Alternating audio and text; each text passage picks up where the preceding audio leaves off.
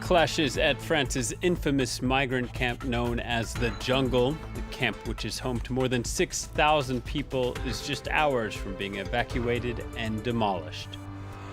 Iraqi and Kurdish forces make key gains against the Islamic State group. It's been 1 week since the operation to recapture Mosul began, and officials warn it will be a long and grueling fight.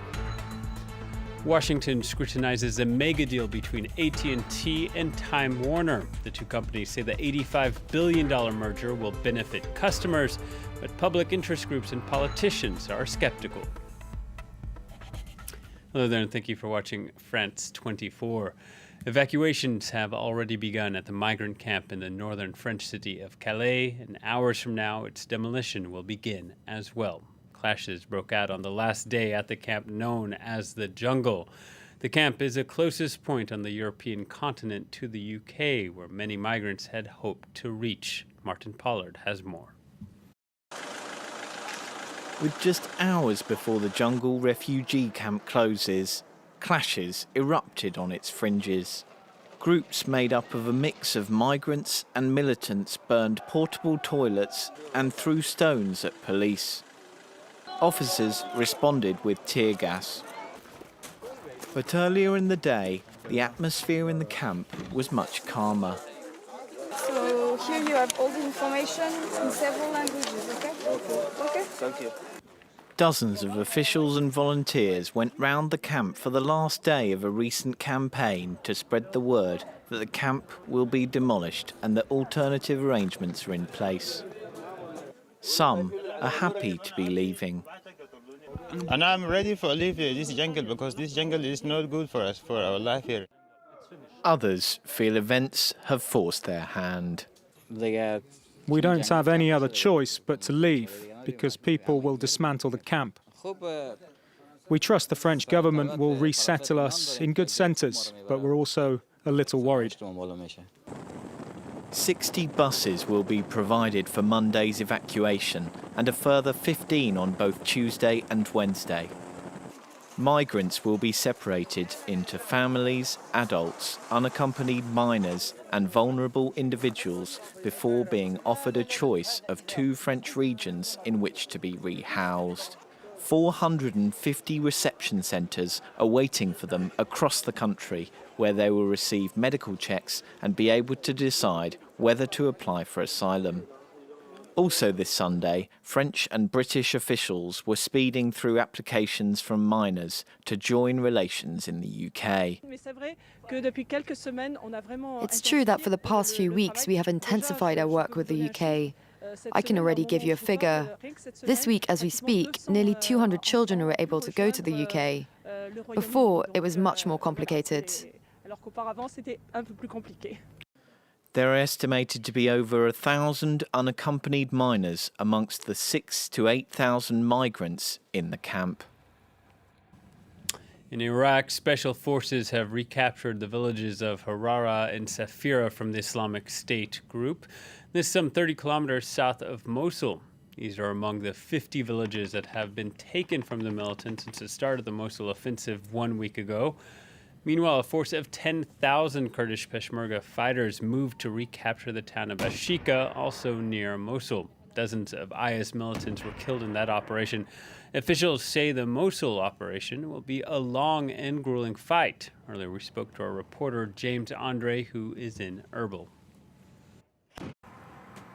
Now, in fact, what's exactly happening this morning, we tried to get into Karakosh. Karakosh was liberated yesterday, and what the Iraqi army is trying to do, we were told this by a general close to Karakosh, is that they're trying to create an arc, an opening towards the city of Mosul, and it was, of course, crucial to liberate Bashika. Now, Bashika has posed fierce resistance. It's been a few days now that indeed we've been told that the Peshmerga forces and Turkish forces were trying to take this city, mainly the Peshmerga on the ground and the Turkish forces using artillery to try and clear the way for them.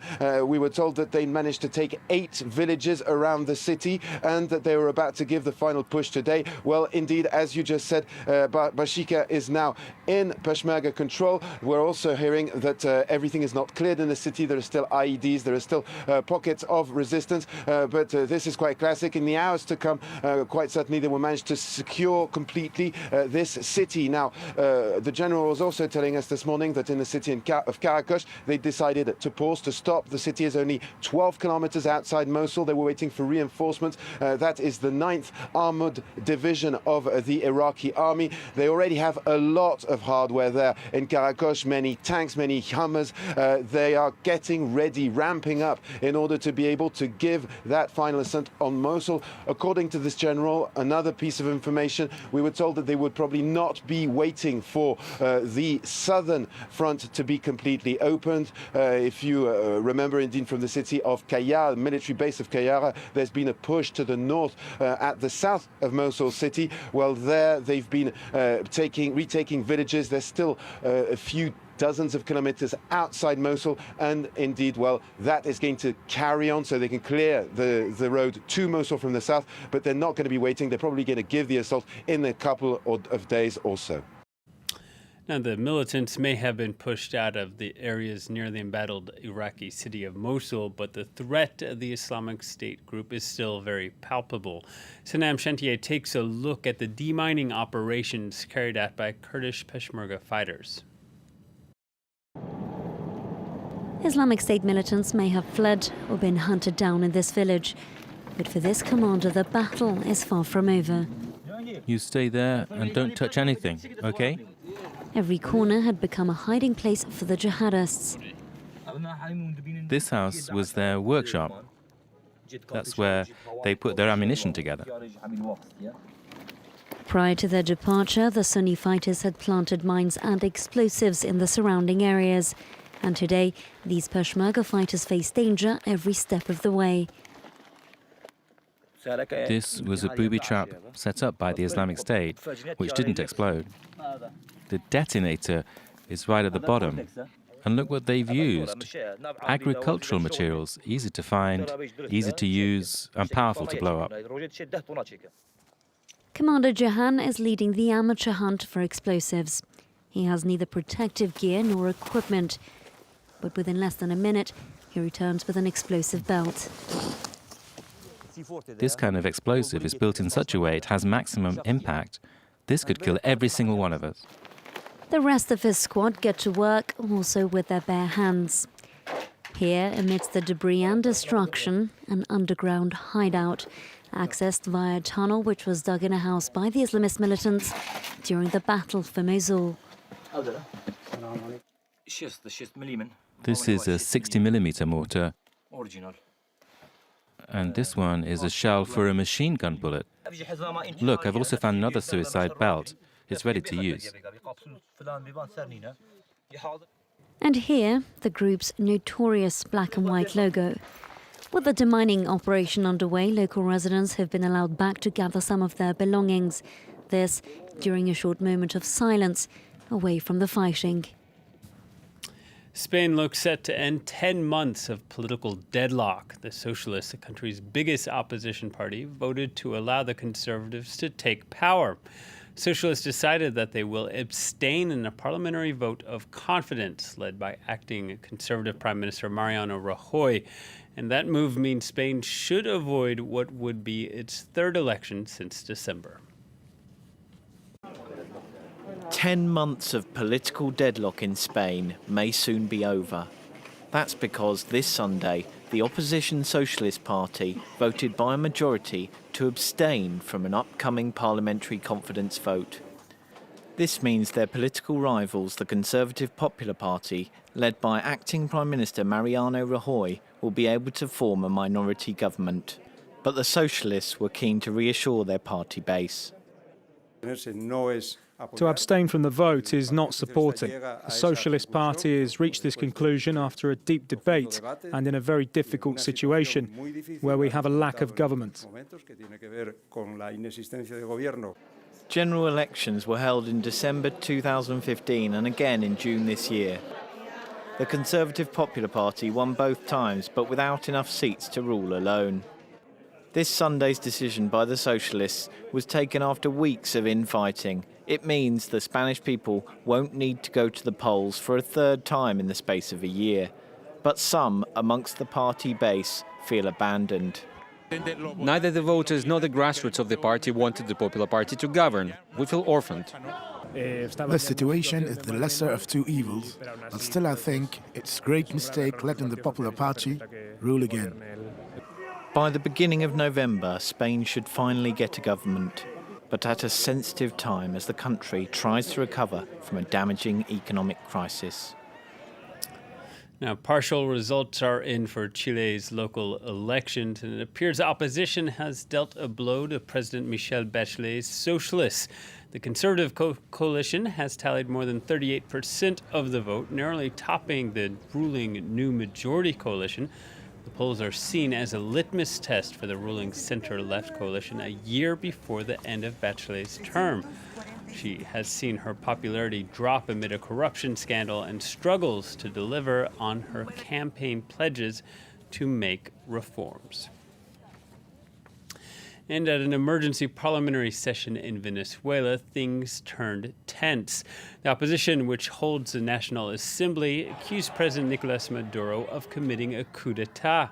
This days after authorities blocked a recall referendum against the socialist leader. The opposition's vowed to respond with mass protests, and the session was briefly interrupted by about 100 government supporters who stormed in and shouted the National Assembly will fall. Now, the AT&T chairman has called it the perfect match, his company offering to take over Time Warner for $85 billion. It's one of the biggest, if not the biggest merger of the year so far, and would drastically transform AT&T from a company that owns the platform, be that cable or broadband, to one which also owns a content like Game of Thrones. The deal still needs to be approved by regulators, and that could take at least 1 year. Earlier, we spoke to our Washington correspondent, Philip Crowther, and asked him what are the critics saying. Well, the problem is the sheer size of this deal. It would cost AT&T $85 billion, and what it would acquire would include the likes of the cable news channel CNN, HBO, the movie studio Warner Brothers as well. And as you said, this would equate to a cable company, AT&T, owning cable channels, for example, the news channel CNN. That would mean that content and the means to deliver it would come together. That is why there is so much criticism of this deal, and that is why regulators will have such a close look at it. As you said, this still needs the support of regulators. And AT&T, at the very least, who, of course, want this deal to go through, they want to close this deal by the end of the year. In other words, regulators here in Washington will have to look at it by then and either approve it or reject it. Yeah, you mentioned Washington skepticism coming from both Democrats and Republicans. As we're just 2 weeks before the U.S. presidential election. What are Hillary Clinton and Donald Trump saying about the deal? They have both had a reaction to this. It does range from skepticism on one side to rejection and downright opposition on the other side of the political aisle. Hillary Clinton's spokesperson says that she would like this deal to be scrutinized. That is as far as she will go for now. The candidate directly hasn't spoken about the proposed deal between AT&T and Time Warner so far. Donald Trump, though, has. He opposes it. He mentioned specifically the cable news channel CNN and said that his opposition would be an example of the power structure he is fighting. His campaign calls CNN quote, wildly anti-Trump. Now, one more voice that might be important in this is the senator from Vermont, Bernie Sanders, erstwhile opponent of Hillary Clinton in the Democratic primaries. He says that the administration should kill the merger because it would lead for the consumer to higher prices and fewer choices, says the Vermont Senator Bernie Sanders. Well, that's it from the newsroom. Thanks for watching France 24.